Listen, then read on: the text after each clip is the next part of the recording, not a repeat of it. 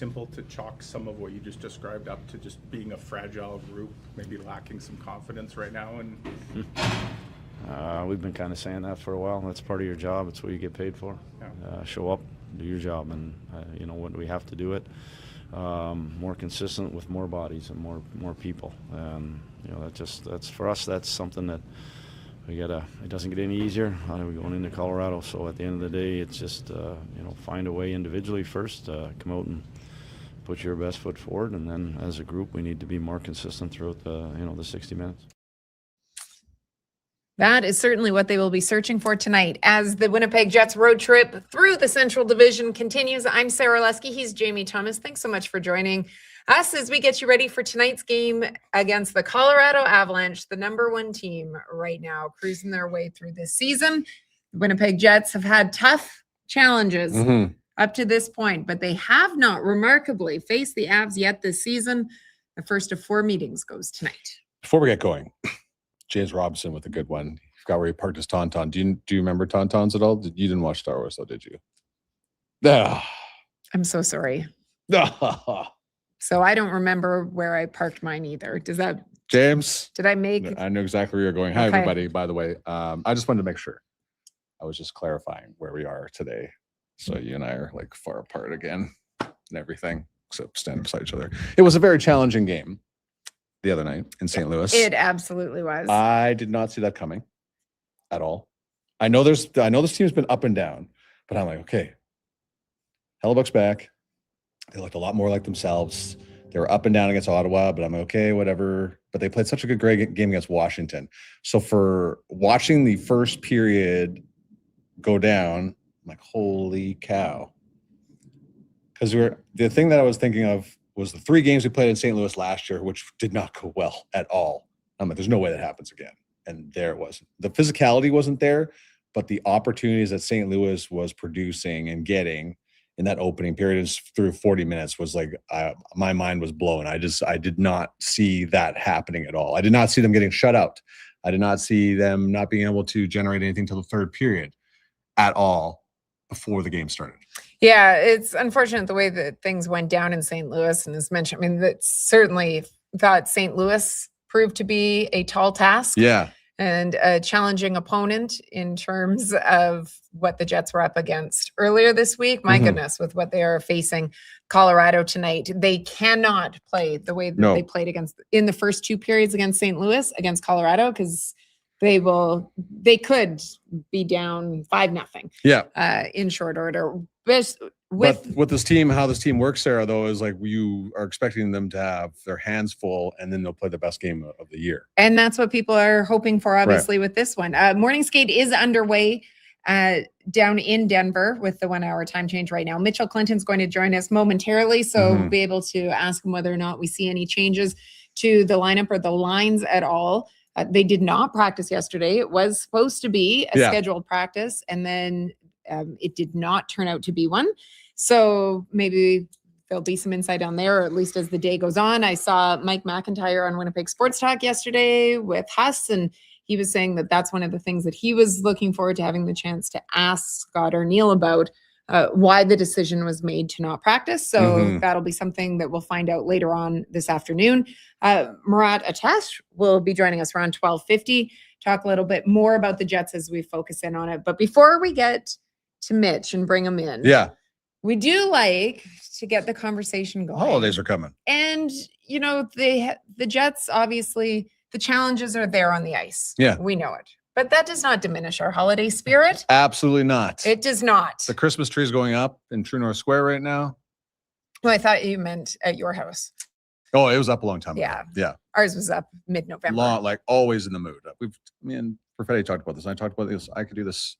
I could leave the Christmas tree up all year if I could. Right. I'm glad you don't, though. Overkill. It's a little bit. Yeah. It's an extra light. It's an extra light in the front room. You had a question that you wanted to. I know a lot of people, we always love talking. We love talking about the movies. food. Yeah. We talk about soup all the time when Paul's on. We talked about movies last time. What is it that you want to talk to Jets fans about today? What is your favorite holiday food? Okay. You know what I mean? So my mom used to make these amazing sour cream Christmas cookies. They are delicious. They're light and fluffy. I remember those. I even accepted the disgusting, fake cherry on top, the one with the green and red ones. But those are my favorite, period. I could probably eat, and especially when they're in the fridge, cooling down. My brother and I used to steal many a handful of dough. Okay. So that's my favorite. What about yours? Well, I love a good shortbread if we're going treats wise. Otherwise, Gosh. I mean, you can't beat stuffing. No. I love okay, stuffing. fair. That's a good one. I love stuffing. Okay. Better than the turkey half the time? Yes. Yeah, okay. Usually. I can respect that. It can be very hit or miss, I find, with the turkey. Dry turkey, not great. You need the stuffing. So cookies, stuffing, completely in the other end of the spectrum from one another. Nice baked brie in the morning. That's nice. Wow. So many choices. You have a fancy Christmas. I just like food. Yeah, fair. I'm not picky. I hate turkey. Same. So pecan pie, yes. So you guys roll these out because the man who likes to bring everything into the middle and even things out is Mitchell Clinton. He's joining us now from Ball Arena. Before we get to the stuff that really matters, your favorite holiday food, Mitch? Well, it's a loaded question because the last couple of years, because I saw the comment about the person that doesn't like turkey. Yes. I don't like turkey as, I guess how it's traditionally made. For the last little while, the last couple of Christmases, I've started to experiment with how I make turkey. Like last year on our smoker, I had turkey breasts that were stuffed and smoked, and that was tremendous. Okay, but in terms of what my actual favorite thing is, it's probably pierogies. I will have several thousand of those over the course of the holidays this year. So looking forward to that. Dessert-wise, my grandma makes these. They're like a peanut butter cookie with a Hershey Kiss on top. Holy! I don't know what it is, but again, I could have thousands of those. So that's probably what my holidays are. Peanut butter cookie is you can never go wrong with that. So I could see why the allure of that to you as well. Yes, definitely. Okay. All right, morning skate. Has it started? Is there any What changes? Can you tell us? Yes. What's up? So, two things. One, I will start this interview with the caveat that I still have that annoying cough. The great thing about radio is I've got a cough button to go to. With this, I cannot hide if I cough. So I'm doing my best out here. Right. Number two, yes, they have done line rushes. It looks like Hayden Fleury will draw in for Luke Shen with Logan Stanley. So that'll happen. The rest of the lines, if you go back to the start of the game against St. Louis, they look pretty much the same. The only difference being on the fourth line, Tanner Pearson will draw in for Cole Koepke. So those are your only changes as it looks right now. Were you as surprised as I was with how things went through the first 40 minutes of the game in St. Louis the other night?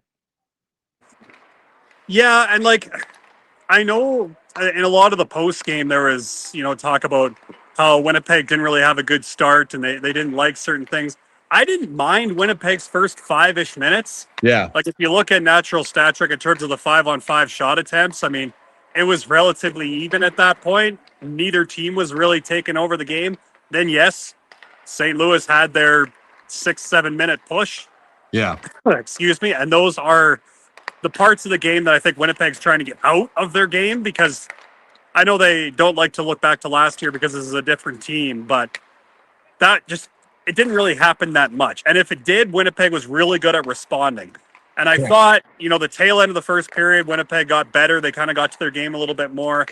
The second period, they give up the goal to Falk. And, and then the third, they kind of get to their game. What's kind of been ailing Winnipeg the last little while, at least in terms of what we're consistently seeing in terms of a theme, is they're taking these penalties in the first period and kind of affording the other team, even if they don't score on it, to be able to jump and grab some momentum in the game. And that's kind of what happened against St. Louis. It happened against Washington, but Winnipeg was able to kill those off, and then they came out of those kills with some momentum. It's kind of been the opposite the last couple. So I would look for Winnipeg, if they can keep things at 5-on-5 to start things off, really get themselves, even through that first one or two kind of broadcast timeouts, especially against Colorado at home, I think you'll have yourself in a good spot. So, how the game started against St. Louis, I think it was kind of two desperate teams that were hoping to not really give much up. And then ultimately St. Louis got to their game a little bit quicker than Winnipeg. And then ultimately Winnipeg, which as the theme has kind of been over the last month or so, just couldn't find a way to get that big goal. When you're watching morning skate right now, which I know that maybe it was the last home game that they had here with their morning skate, that Scott had talked about how, sometimes they utilize morning skates differently now because they don't have the practices that they have in the past. Obviously, they canceled practice yesterday. Do you see anything different? Does it look like a normal skate? Does it look like there's any extra, whether it be drills, emphasis being put on anything? So far, it looks pretty routine, but I do believe actually right now, I think they're going to go into one that's a little bit different. Like I remember, I think it was in Calgary a while ago where they broke into one where the goal was to protect the guts of the ice. How many times have you heard Scott Arniel and the players say that, right? Like that's a foundational thing for their game. And they worked on a little bit of a drill that was defensive positioning. It was just, get to your position and stop. And that was it. So, and then you would basically run it from there down the other end of the ice, working on your tracking. So it kind of comes down to a little bit of details. I think the thing for Winnipeg that they're looking to improve on maybe in their defensive game is get that, it used to be called, I don't know if they use the same verbiage now, but get the kill play and then get the thing out. That's kind of been the plague for Winnipeg defensively. Like they've been able to kind of force that 50-50 puck, but they don't come out of it with that puck or they don't break it out cleanly. And then you're forced to defend a little bit longer. I think if Winnipeg is able to be a bit cleaner in their own zone in terms of how they break the puck out, win those battles along the wall, I think we'll start to see Winnipeg spend a little bit more time in their own zone. But as far as the morning skates so far, I haven't seen them work on anything in particular, but you're right, Sarah. Like there's definitely been a handful of morning skates, especially lately, where they've thrown in kind of that extra drill right before they do power play PK right at the very end, where they kind of fit in a little bit of a 5-on-5 structure-based drill. Just nothing so far this morning. Mitch, in terms of the changes of the lineup with Cole Koepke going out and Tanner Pearson coming in, this is just probably, they don't want Tanner Pearson sitting for too long, correct? Yeah, 100%. And I think for Hayden Fleury as well, I mean, coming back from that concussion, and he's been ready to go for a little bit. And, Luke Shen last game against St. Louis, I mean, obviously it was a physical contest between the two teams as it always is, but I mean, he came inches away from scoring arguably one of the biggest shorthanded goals of the season there on a great pass from Gus Nyquist. So, yeah, obviously when things aren't going, and especially given the players that are out of the lineup for Winnipeg right now in terms of, they're available and you don't want them sitting for too long, especially given the fact that, we're coming into the holiday break. You don't really want players that have been sitting for 2 weeks now, making it 3, and then you're trying to find your way back on the 27th. So we'll see what ends up happening. I mean, I've liked what Tanner Pearson's been able to bring in terms of his, big body presence, especially in the offensive zone. So we'll see how that plays off. With Jonathan Taves on that fourth line, we'll see how that works for them. But looking forward to seeing Hayden Fleury as well. Obviously, Colorado, very mobile team that, yes, we know that they can score, but they're a team that has been defending very well this year, especially at 5-on-5. So obviously, I mean, you look at the stats, the challenge that lies ahead for Winnipeg, but it's one I think they're going to embrace. Hey, listen, you hid the cough thing very well. Thank you. Yeah. Doing my absolute best. Yeah, well, your acting is tremendous, as always, on the holiday season. Enjoy the rest of the trip, my friend, and Merry Christmas. We'll see you soon. Thank you. Merry Christmas to both of you as well. Have a great call tonight. Thank you. Mitch Glenn joining us from Ball Arena. He gets that cough often.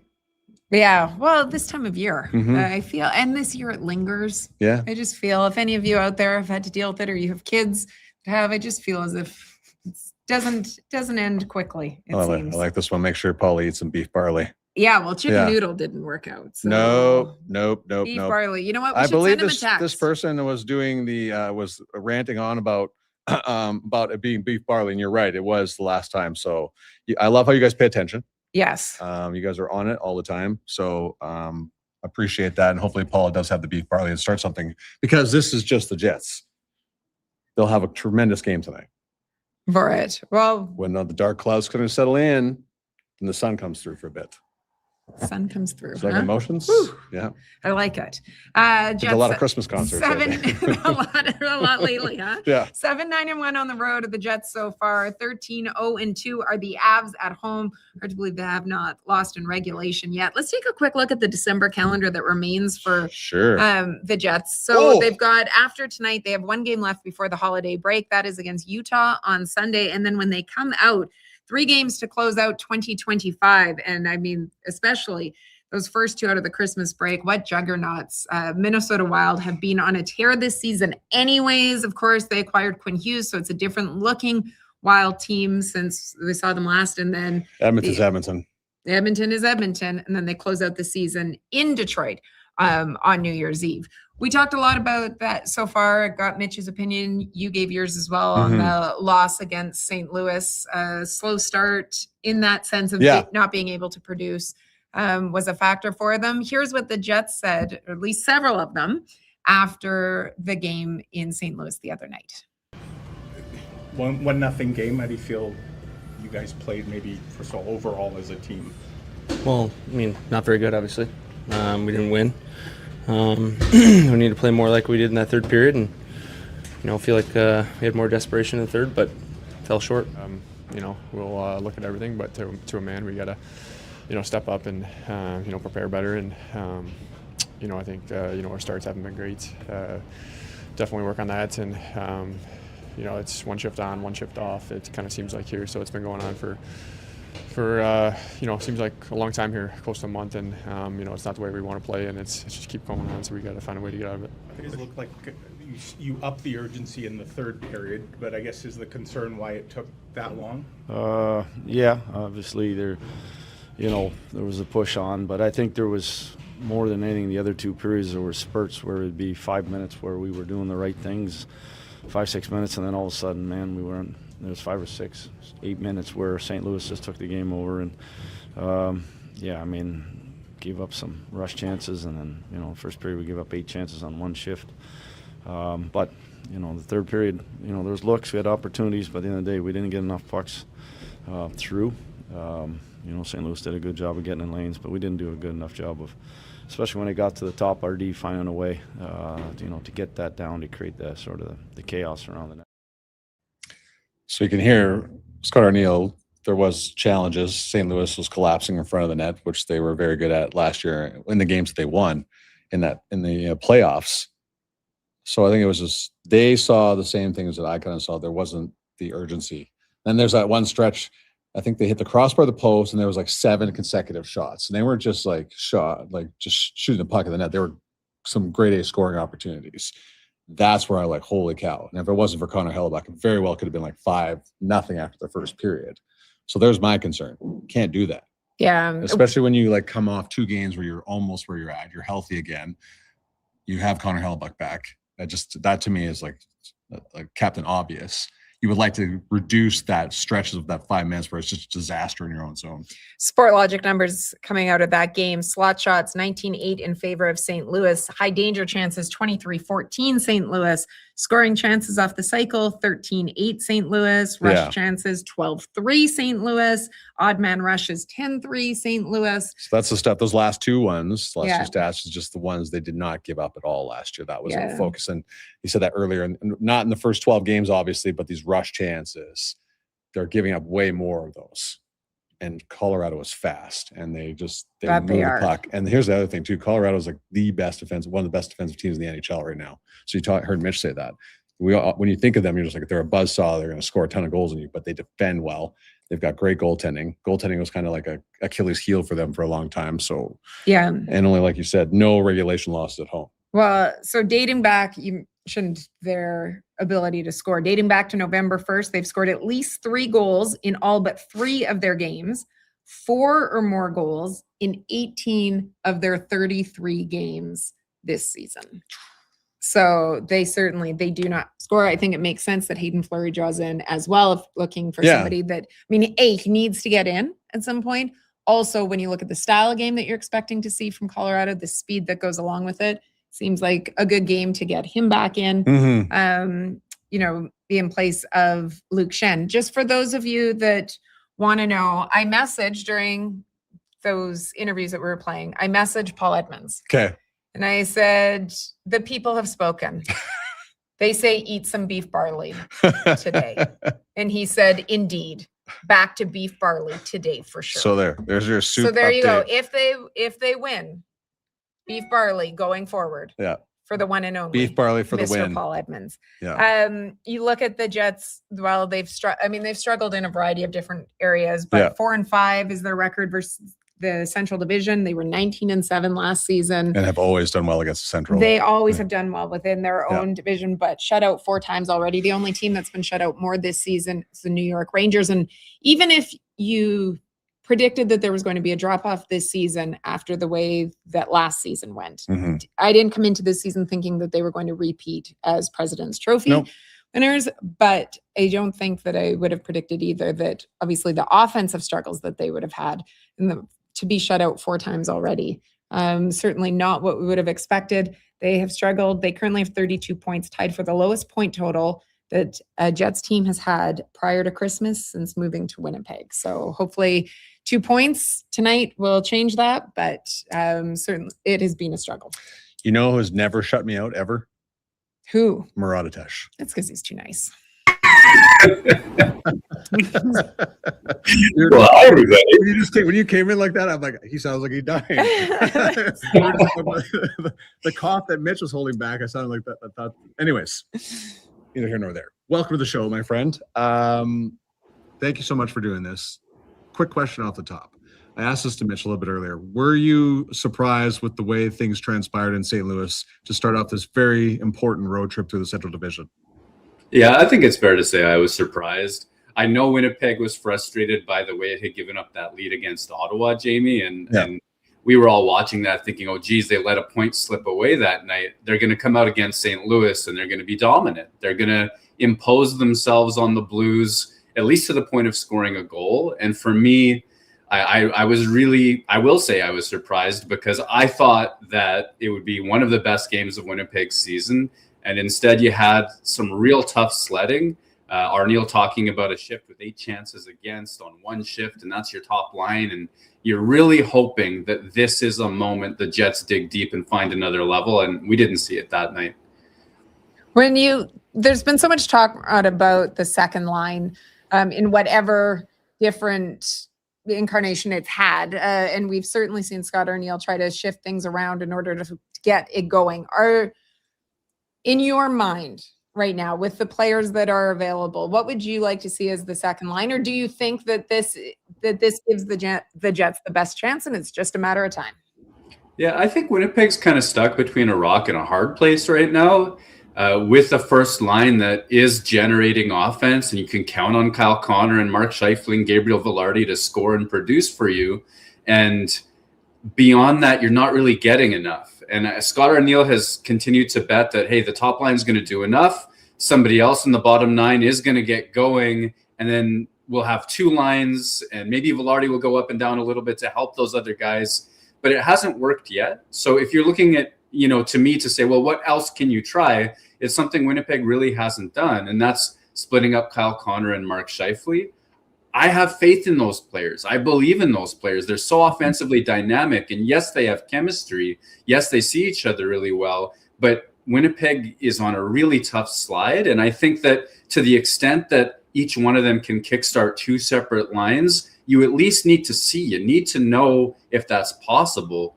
I mean, the only line that's stayed together more often than Winnipeg's top line is over in Colorado with Nathan McKinnon, Marty Necas, and they have otherworldly goal numbers, and they're at the top of the league. Winnipeg can't say that, so I want to see them try something different and at least see if Connor and Scheifele can really drive 2 other lines. Here's the thing. We don't like to go back to last year, but I remember talking to Conor McGahey, who's the radio play-by-play voice of the Avalanche, and he said games against the Jets are boring because they didn't give up anything. And Winnipeg beat Colorado 3 times out of 4 chances last year. Can they return to that form? Like, is the new additions to this team having a tougher time getting to the system that Scott Arniel wants them to play, and maybe that's part of the problem here? For me, I see a lack of speed as one of the driving issues behind Winnipeg's problems. And I just think about at center, the Jets really ask a lot of their centers to play down low, to help out in front of the net in sort of a zonal defense that they have, trap teams in corners, and they ask them to help drive the attack and really carve up the ice and help on transition offense as well. And you need speed to play a game where you're going to ask that much of your forwards. And Winnipeg was a faster team last year, for sure they were. I think some of the changes that they made take away some of that speed. Where they do have strength is smarts, right? Like Jonathan Toews is an example. He's struggled to produce offense. His next step and his pace might not be there, but his read of the game really is. So you hope that, or I guess my guess is, if Winnipeg can sort of play a park the bus, protect the house, clog up the middle type of defensive game, and maybe take a little bit of that two-way offense and try to take some of the Avs transition game away, or that might help them keep pace with some of these faster teams. It might not be the most thrilling hockey, but they have veterans and they are trying hard out there. So maybe that's kind of the move for them now. Continuing to build off of what you just said right there. So they go against the Avs tonight, the juggernaut that they are. Whether they win or lose, and the Jets desperately need the 2 points. But if they come up short but play a really strong game, it maybe limit the Avs in what they can do. In your mind, what needs to happen from Winnipeg's perspective in order for that to occur? Yeah, I mean, you can point to Connor Hellebuck right off the top. I mean, if there's a reason to believe in the Winnipeg Jets at any moment in any season, Connor Hellebuck is that reason. I was looking at The Athletic today, and the Jets are a few points back of the playoff spot. There's a lot of teams to catch, and still we have them in the playoffs. We have them as a playoff team. And the reason is the model looks at Connor Hellebuck and everything he's accomplished, the Hart Trophy, all those goals he steals from other teams, and says, listen, whatever's going on in the bottom nine and the lack of offense, this one player is good enough that this is still realistic for the Winnipeg Jets. And I was surprised to see that because there's so many teams to pass. So he's first and foremost on that keep up with the Avs list. And then because the Avalanche are such a fast team, you're really asking for one of the best two-way games of everybody's season, whether you're Mark Scheifele, Kyle Connor on the top line, whether you're a fourth line player as well, the forecheck, back check, paycheck, that ritual applies to tonight's game more than it ever has, because if the Jets lose, what they call their F3, their forward helping back, they're going to give up transition offense. Makar's too good. Netjes is too fast. McKinnon's too good. There are problems there. So a commitment to transition defense will be key too. Most important question before we let you go. What's your favorite holiday food? It looks like I'm in a dark room right now. I've got the ring light on, so I'm lit. But behind me, there's a giant tray of pastries on the table. And what would I even say? I've sort of gone to town on all of them. So yeah. Maybe some chocolate banana bread is the winner so far right now. Holy cow. Yes. That's awesome. Murat, thank you so much on a short notice. Whatever I kept you from doing, please feel free to do it now. You have my blessing. We appreciate you so much, Murat. And everybody make sure if you do not follow Murat, always a great follow on X. And you can read his work, as always, on The Athletic. See you, buddy. See ya. Thank you. Happy holidays. Murat Ates stepped up in a pinch, man. Good man. He is. That he is. We like people who say yes on the show. That's for sure. There's no question about that. As Jamie's pleading with everybody, Yeah, please spend a little time. Okay, so quickly as we get ready to wrap up, and a number of people will be flipping over to Winnipeg Sports Talk as well to continue the conversation about tonight's game. We do want to say there is a new home ice. Yeah. Excuse me. I could use a cough button right there. There is a new home ice episode that is out right now. If you haven't had the opportunity to watch it, is with Neil Pionk, his lovely wife, Kira, their daughter, Stevie, the dogs. We went over to their place. So you can check that out on Winnipeg Jets YouTube channel. You don't want to play it? Sure. Let's play the trailer. It doesn't do it justice. How great is it that when you look around that Jets dressing room right now, maybe for both of you, that there are so many kids, and there's so many kids around the same age group as well? It's a zoo. In the family room, it's a zoo. You know, you have your younger ones that are over by the toys. The little bit older ones are out in the hallway playing mini sticks. But it's a good chaos. Everyone's entertained, and you know, everyone has their eyes out. Even if that kid is not yours, everyone is hawking everybody. So it's a team effort.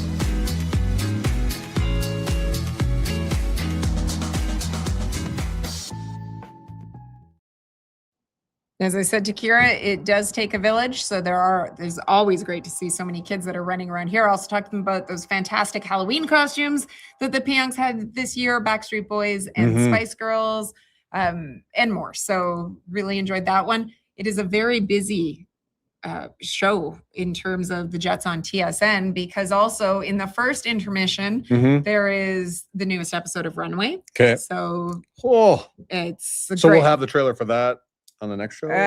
Hopefully.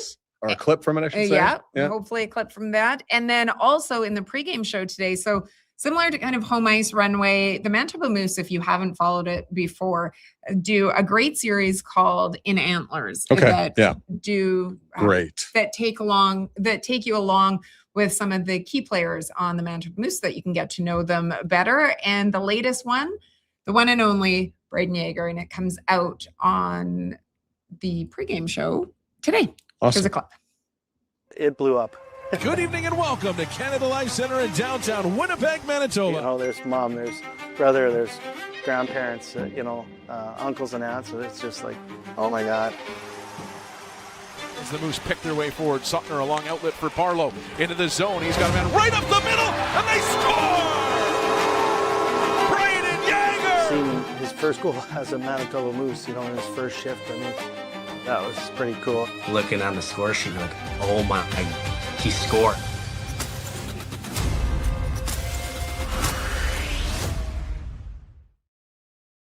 So you don't want to miss out on that. If for some reason you do, though, be sure to check it out online. Another great feature. Also, the Manitoba Moose at home this weekend. If you want to come down Canada Life Center, cheer them on. They have been having a good season. Yes, they play Rockford both Saturday and Sunday, so don't miss out on that.